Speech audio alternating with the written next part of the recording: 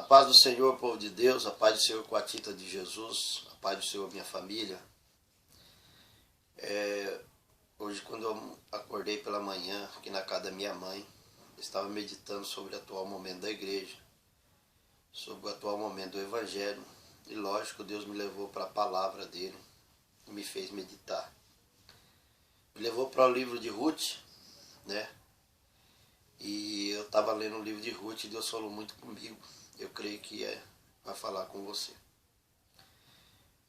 A Bíblia diz que nos tempos de juízes houve uma grande seca e fome sobre a terra.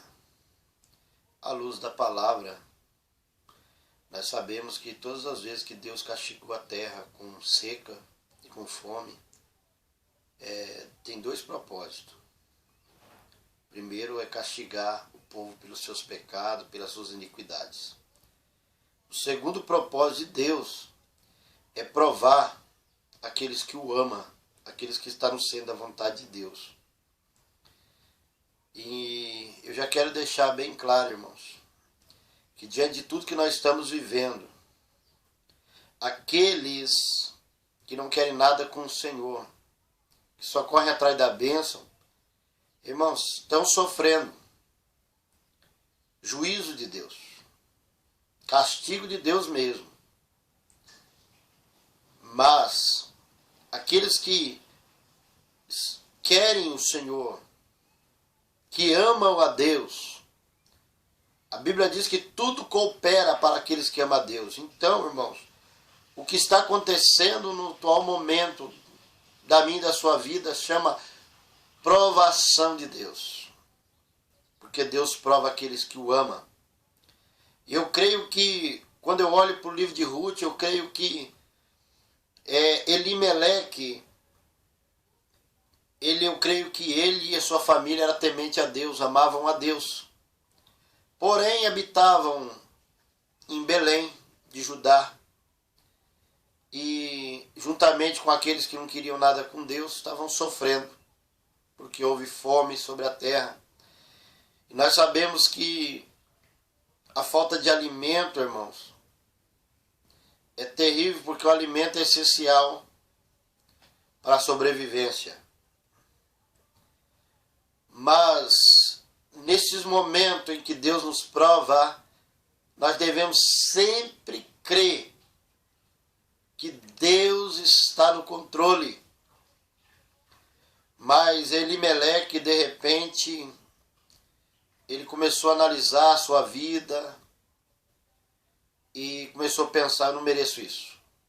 Eu sou correto com Deus, eu sou temente a Deus, e eu não mereço estar nesse lugar de escassez. Eu não mereço estar nesse lugar castigado por Deus. Eu não. Então ele toma uma decisão de ir embora de Belém de Judá. E ele pega a sua mulher, seus 2 filhos e vão embora. E vão para a terra de Moabe.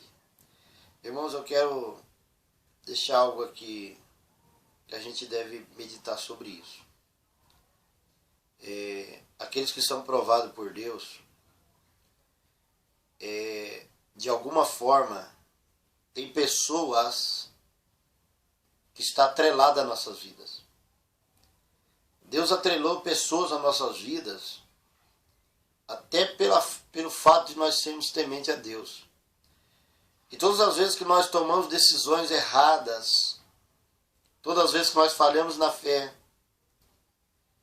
que nós deixamos de crer que Deus está no controle, quando nós não suportamos a aprovação de Deus, automaticamente nós tomamos decisões que não condizem com a vontade de Deus, saímos do centro da vontade de Deus, e essas pessoas que estão atreladas a nós sofrerão o mesmo castigo, o mesmo juízo de Deus, pela falta de fé, de confiança. Assim como nós fomos desaprovados, essas pessoas também serão desaprovadas. Então, irmãos, todas as vezes que você tomar uma decisão errada, muitas pessoas errarão por sua culpa. Eu tenho muito temor de Deus. tenho muito medo de prejudicar alguém que está atrelado a mim por causa dos meus próprios erros. Elimeleque, ele foi embora, levando com ele sua esposa e seus 2 filhos. Deixou para trás, irmãos, a sua propriedade em Belém de Judá, deixou para trás tudo aquilo que Deus o havia adquirido ali, tudo que Deus já tinha abençoado. Deixou para trás um futuro abençoado, que eram as promessas de Deus, e levou consigo sua mulher, seus 2 filhos. E o primeiro sinal de que ele estava errado, o primeiro a pagar as consequências foi ele mesmo. A Bíblia diz que Elimeleque morreu.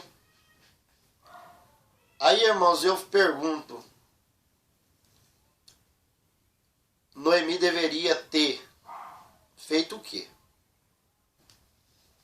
A resposta é: Noemi deveria ter pegado seus 2 filhos, lembrado que lá em Judá, quando ela estava em Belém de Judá, ela tinha um esposo, um homem temente a Deus, um homem que amava Deus, um homem que andava na direção de Deus. E agora ela, olhando para os seus 2 filhos, ela deveria ter pegado eles e corrido de volta para a casa do pai, voltado debaixo da proteção de Deus. Mas ela continuou no erro do esposo. E a Bíblia diz que seus 2 filhos tomam naquele lugar mulheres para eles. Mas aqueles 2 filhos não serão felizes. Ninguém é feliz fora da direção de Deus. Ninguém é feliz fora da direção de Deus. Os 2 filhos de Noemi morreram. E Noemi sofrendo mais ainda. A dor e o sofrimento só aumentando. Mas quando Noemi pensava em voltar para trás, ela lembrava que lá ainda estava sofrendo escassez de alimento. Ela lembrava que lá em Belém ainda havia provação. E ela preferiu, mesmo estando sofrendo muito mais do que quando ela estava lá, ela preferiu ainda ficar longe da casa de Deus, da proteção divina, longe do centro da vontade de Deus, até que ela ouviu a notícia. A notícia chegou a ela: olha, quem ficou lá está abençoado, porque o Senhor visitou Belém de Judá. O Senhor visitou a sua terra. O Senhor visitou o seu povo. Eu quero falar para você, irmão, que está me ouvindo, de Calavassúria Mandarai.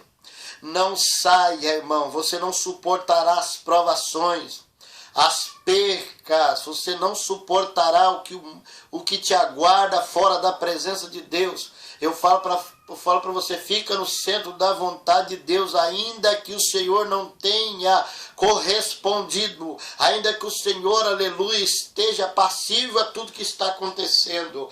Você fica onde Deus quer que você fica, não saia da direção de Deus, porque o mal virá e talvez você não terá suporte para suportar. Talvez você não terá a humildade que teve Noemi, de quando ouviu que o Senhor visitou novamente a sua igreja, voltar sabendo que perdeu o que Deus já tinha adquirido ela. Quem sabe o seu posto na casa do Senhor, sabendo que ia voltar fracassada na fé, sabendo que voltaria com as percas. Talvez nós não teremos a humildade de Noemi, e e se perderemos de vez. Então, irmãos, eu falo para você, fica no centro da vontade de Deus, suporta a aprovação de Deus na sua vida, porque Deus está no controle. No livro de Isaías, capítulo de número 32, a palavra do Senhor nos garante, irmãos. Eu quero falar para você, independente de conselhos, fica na palavra do Senhor que diz, no livro de Isaías 32, 15, até que se derrame sobre nós o Espírito lá do alto, e então o deserto se tornará em campo fértil, e o campo fértil será reputado por um bosque. E o juízo habitará no deserto, e a justiça morará no campo fértil. E o efeito da justiça será paz, e a operação da justiça repouso e segurança para sempre. E o meu povo habitará em moradas de paz, e em moradas bem seguras, e em lugares quietos de descanso, até que do alto sejais revestido de poder, até que se derrame sobre vós o Espírito lá do alto, até que se derrame sobre nós o Espírito lá do alto, fica, permanecer em Jerusalém, até que do alto sejais revestido de poder. A paz do Senhor a todos. Neste momento de provação, unimos ainda mais, amemos ainda mais. A Bíblia diz, oramos pelos outros, suportando os defeitos um dos outros, no amor de Cristo. E fortalecido neste amor, nós vamos estar neste momento sempre pagando o mal com o bem. Isso é vontade de Deus. Eu quero dizer que eu me sinto privilegiado de ter irmãos como vocês, de ter essa família de Cristo ao meu lado. Quando o irmão Joel quiser tomar decisões erradas, lembra pro irmão Joel que Deus tem uma grande chamada na vida dele, porque eu também sou sujeito falho a errar. Mas eu venho aqui para dizer, irmãos, eu estou dentro dessa palavra, até que do alto, até que se derrame lá do alto o Espírito do Senhor. Vai se cumprir. Seremos muito felizes. E através de nós muitas pessoas serão felizes. A graça do Senhor está sobre nós. Que Deus venha abençoar grandemente essa semana que está vindo aí. E sejamos firmes na fé. Que Deus abençoe a todos. Em o nome do Senhor Jesus.